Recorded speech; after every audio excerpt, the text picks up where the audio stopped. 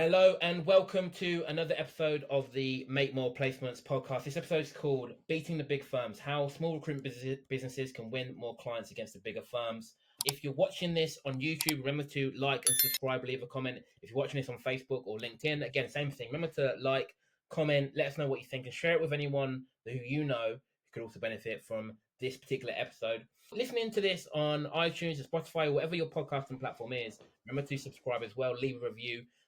Help us spread the word. Let us know what you think of the show. In this episode, I'm going to be talking to Terry about beating the bigger firms, how small recruitment businesses can win clients over the bigger, more established firms. This episode is going to be for you if you're an independent recruitment firm or a smaller firm, or maybe you're even a new firm, but you're going up against bigger firms than you when you're pitching against bigger firms on a regular basis. And this episode's come about because we were speaking to some of our clients not long ago, about business development, about marketing.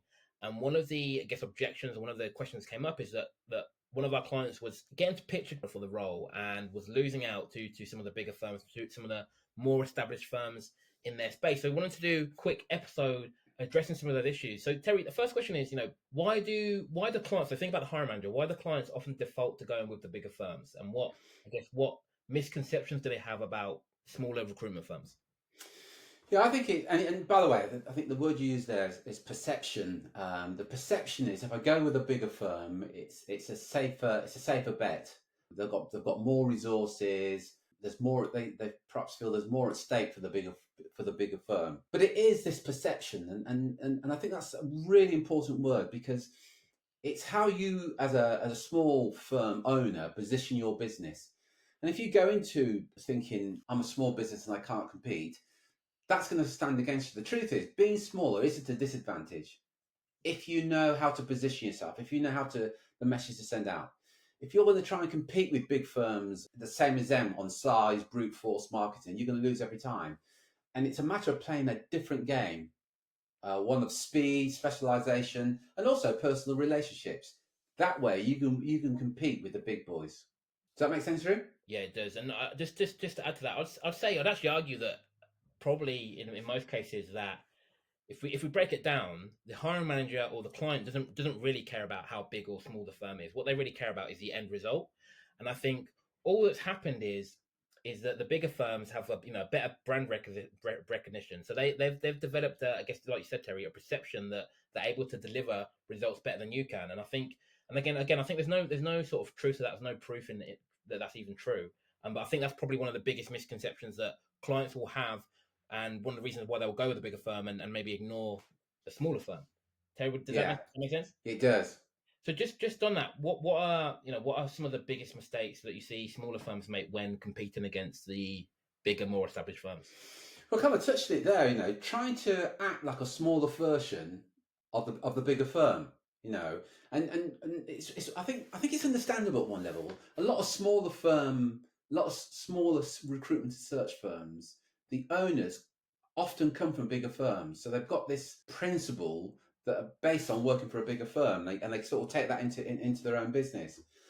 But what you want to do, the question you want to be able to answer is come up with your unique strengths. Because here's a question that the hiring manager's thinking, and they don't always verbalize it. Why would I work with you, the smaller firm, rather than work with one of your bigger competitors, or even do it myself?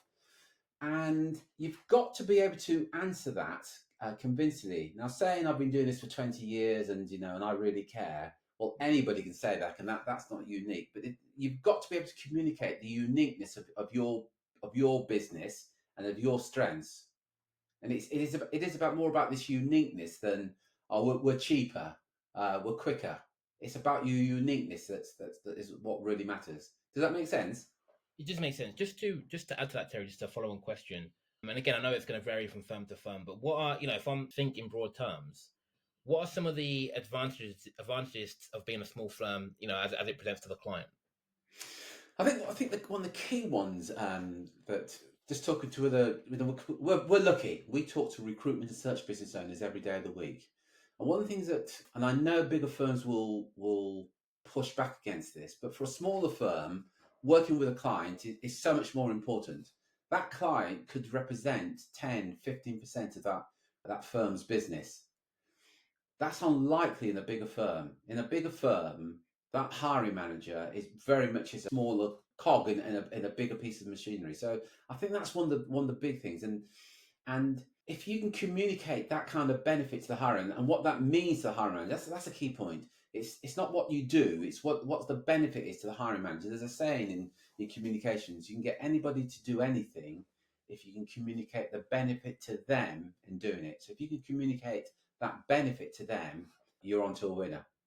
Cool. That makes sense. Again, another question. Then, if I'm a smaller firm listening to this, how do I position myself, my services as the smarter choice to the client?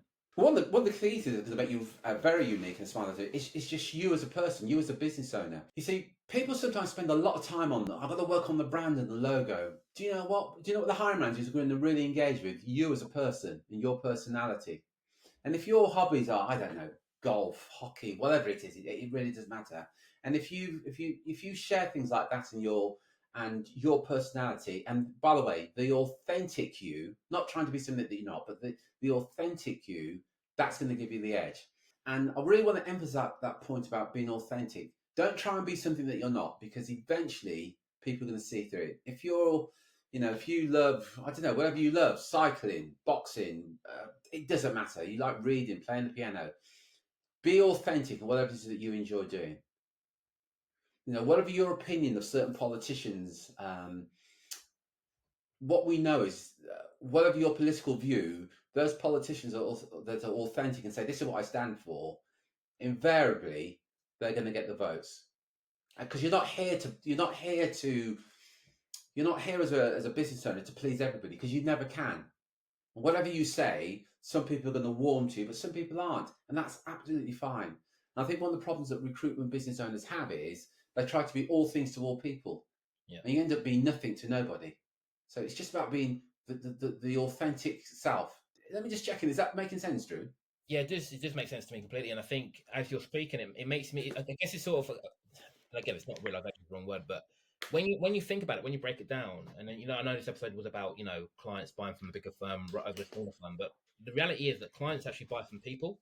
And whether you're a person in a big firm or a person in a small firm, they're going to buy from who they like the most. So I think if you can, I think it's important to put as much of your personality, like you said, Terry, into your marketing and into the whole entire sales process, from the first contact with the client to the sales process as well. I think that's actually what's going to sell them. That's what they're going to buy. It's not really going to be the brand name or brand recognition, although that these will be factors. I think if they like you as a person, they like you, they believe in what you stand for, then you're going to win a business over anyone. That's right, and that's why, by the way, you'll get a recruiter that's perhaps working with a big search firm, and then they go off on their own, and they're able to take some of that business with them, because that search consultant or recruiter's got that personal relationship with the hiring manager, and the hiring manager is now buying from that individual rather than that big brand behind them, and that's how they can then take business with them sometimes, because that personal relationship. Yeah, it's a really good point there, Drew. Thank you. Awesome. And so another question in. So what's the if I'm a recruiter, right, and I'm speaking to a hiring manager tomorrow, right, and they say, look, thanks for your time, but we've decided to go with a bigger firm. I guess what's the best way to respond to that, or deal with that kind of objection? Well, first of all, I want to understand, and by the way, don't ask why, but one of the questions I ask them is, what is it about that bigger firm? What is it that bigger firm you feel gives you that perhaps we're not able to give you? Because you may not be able to reverse what's happened there, but you can certainly take the lessons from it. Remember years ago, I don't know if you remember, Drew, I'm a little bit older than you, sure my son. There used to be an ad years ago when computers and PCs first came out, and the ad was, nobody ever got fired for buying an IBM. Because IBM, in terms of computers and PCs at the time, they were the leading brand, and they really leaned into this. We're the big boys in the market. And as the cost of entry for other computer manufacturers declined, and there were smaller players coming in, and IBM were trying to compete with that. And it worked to a point. Nobody ever got fired for buying an IBM. And it's that peace of mind that hiring managers are looking for purchasers. And it's understanding what that is. And I don't think it's the same for every single hiring manager. But it's asking the question to say, what is it specifically that the IBMs of this world can do for you that you don't think that we can do? Because if nothing else, you can take the lessons from it. So it does vary depending on what that specific hiring manager or buyer is looking for. I don't think there's one answer that fits all, if that makes sense, Drew.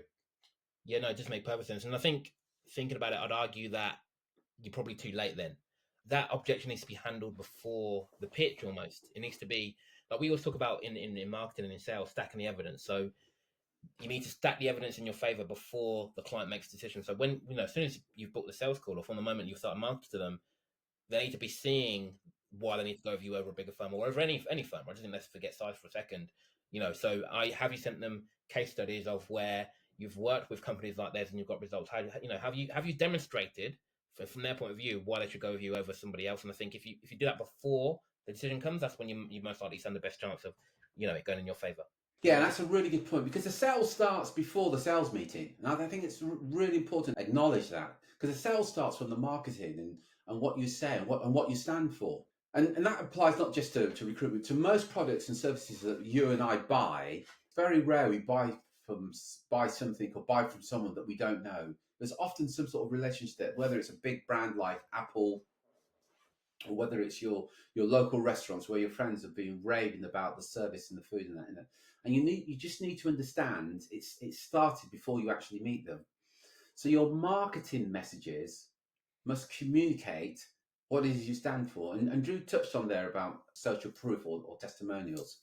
So many recruiters will have things on their websites or on their LinkedIn profile saying, this recruiter did a fantastic job, Fred. And you look at it, you think, I don't know how genuine that is. But testimonials that goes into a lot more detail, gives a name of the director, gives a name of the organization, if he is a director, but gives the name of the individual that they dealt with, gives a name of the organization. So the reader's reading thinking, this is genuine. This is the ops director of XYZ manufacturing company based in Texas or wherever, and it's got all the details. And think about that. If you can send that social proof before the meeting, you're setting the scene for what you stand for. And your clients and your candidates talk about the fantastic service you provided, because the sales starts before you actually meet them. And I always say this: if you get your marketing right, you don't actually have to sell. That the hiring manager's leaning in to buy from you and wants to buy from you more than you want to sell. But that's only if you get your marketing right, which starts before you actually meet them. Does that make sense, Drew?